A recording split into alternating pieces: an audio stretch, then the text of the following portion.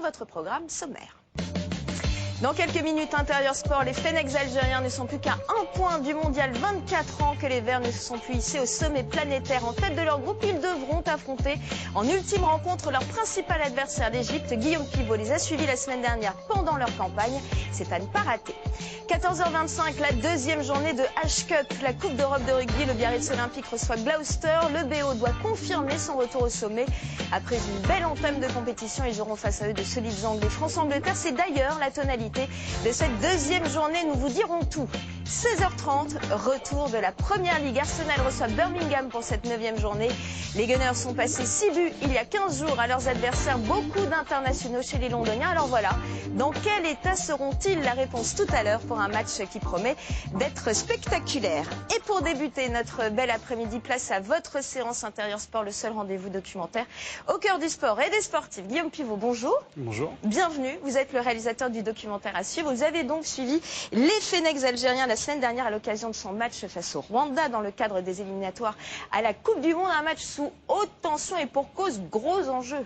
Oui, ça fait 24 ans que l'Algérie n'a plus connu la Coupe du Monde depuis la Coupe du Monde au Mexique en 1986. Et puis pendant 20 ans, le pays a connu une crise politique, économique qui a rejailli sur le football. Donc il y a eu une grosse crise du foot. Les deux dernières Coupes d'Afrique des Nations, l'Algérie n'y a pas participé. Alors l'espoir est revenu seulement l'année dernière quand ils ont battu le Sénégal, ce qui n'est pas rien, pour se propulser au dernier tour qualificatif de la Coupe du Monde. Ils ont été reversés dans une poule de 4 avec l'Égypte, la Zambie et le Rwanda. Seule la première place est qualificative. Et ils ont battu l'Égypte à domicile au mois de juin, ce qui a lancé un fol espoir. Et on va le rappeler juste avant cette dernière rencontre qualificative, l'Algérie est en tête avec 3 points d'avance sur l'Égypte. Les calculs étaient simples. Il suffisait pour l'Algérie de battre le Rwanda, de compter sur un faux pas de l'Égypte en Zambie pour se qualifier dès le week-end dernier pour la Coupe du Monde. Et c'est tout ce suspense-là que vous avez suivi la semaine dernière. On va les suivre dans un instant, mais quel que soit le résultat, on a le sentiment qu'il y aura un avant et un après cette campagne de qualification pour le mondial. Les structures, les mentalités sont en train de changer. La sélection a changé. Le football algérien, effectivement, est en train de changer grâce à un homme, le président de la fédération, qui est passé par la FIFA, qui a beaucoup de réseaux, qui a réussi à redonner une nouvelle ambition à l'Algérie. Et puis grâce aussi à beaucoup de joueurs qui évoluent dans les plus grands clubs européens. On les connaît tous en Ligue 1, Ziani, Belhadj, Mansouri par exemple. Ils sont formés en France, ils sont nés en France, ils ont aussi un passeport français. Mais ils ont décidé de retourner dans leur pays d'origine pour défendre les couleurs des Fennecs, les couleurs vert et blanches. Mais c'est une sélection qui cache un petit peu le problème structurel du foot algérien. Le championnat n'est pas à un très très bon niveau, les observateurs le disent. C'est un championnat qui équivaut au bas de niveau de la Ligue 2. Il y a beaucoup de problèmes de violence, beaucoup de matchs à huis clos, des problèmes de formation aussi, des problèmes de structure. Donc la fédération doit profiter de cet élan pour renforcer la base, parce que l'Algérie, vous allez le voir dans le documentaire, c'est vraiment un pays de foot et il y a beaucoup de talent à l'état pur. L'Algérie, peut-être le marchepied, a utilisé la qualification. C'est le nom de votre documentaire, l'Algérie aux portes du monde, réalisé donc par Guillaume Pivot. Merci beaucoup, regardez. Harmonie édition.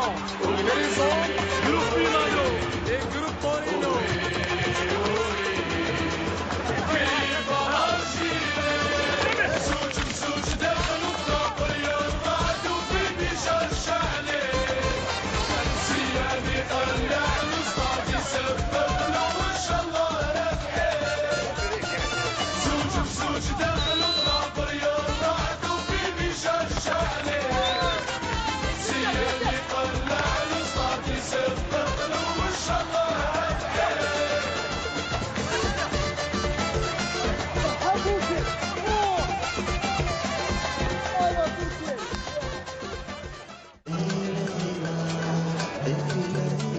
Rafik Saïfi en tête du cortège.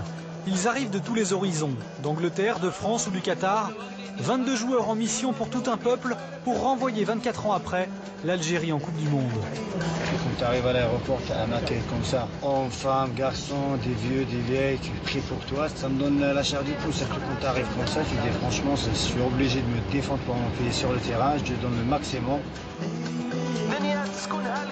Une semaine pour préparer le match face au Rwanda, mais quelques minutes seulement à Saïfi pour prendre le pouls du quartier où il est né. Je suis très fier et très content.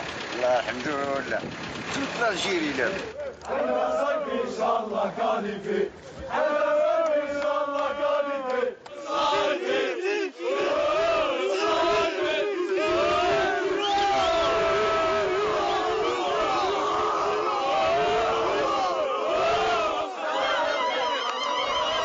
Je suis descendue en bas pour le voir. Je ne l'ai pas vu, j'ai vu la foule.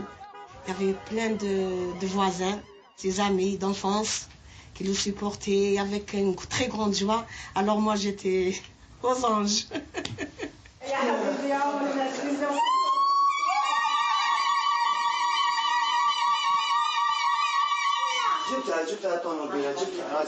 On ressent un truc où on ne peut pas l'expliquer, c'est plus fort que nous. Et je suis prêt pour entamer la semaine avec un moral bien élevé. Rafik Saïfi, c'est le grand frère de la sélection. Ses cadres, Ziani, Mansouri, Beladj, ont grandi en Ligue 1. C'est la France qui alimente la sélection algérienne. Et cette semaine, sur les 22 sélectionnés, 13 joueurs y sont nés et y ont été formés. Du jamais vu, car un nouveau règlement FIFA vient de permettre à Mourad Megni et Hassan Yebda de changer de couleur. Champions du monde chez les jeunes avec les Bleus, mais jamais sélectionnés chez les grands, ils viennent d'intégrer la sélection de leur pays d'origine. Les radios, il a pas. Alors il y a bien une première réaction à ta convocation à l'équipe nationale quand tu l'as reçue. Je suis fier d'être ici. Moi, je ne vais pas dire que j'étais surpris parce que voilà, c'était déjà fait un peu avant. Les joueurs, je les connais tous déjà avant. Je connaissais Karim Ziani, Belhadj. J'ai déjà dit que je suis disponible, bien sûr. Ouais, c'est marrant parce qu'ils posent 50 fois les mêmes questions, mais c'est normal. Je suis nouveau, donc voilà, ils posent beaucoup de questions sur l'intégration, etc. On va les aider, mais je ne sais pas comment. Mais la preuve, ils sont déjà, c'est eux maintenant qui nous aident. Et maintenant, il reste encore, je pense à partir de demain, il faut rentrer dans le match et se concentrer. Parce qu'il y a trop de médias, il y a trop de pubs, tout ça. Maintenant, il faut baisser un peu le rythme. L'autre secret de la réussite actuelle, une organisation quasi sans faille. Voyage en première classe, encadrement professionnel et surtout hébergement loin de la folie algéroise, à l'hôtel du centre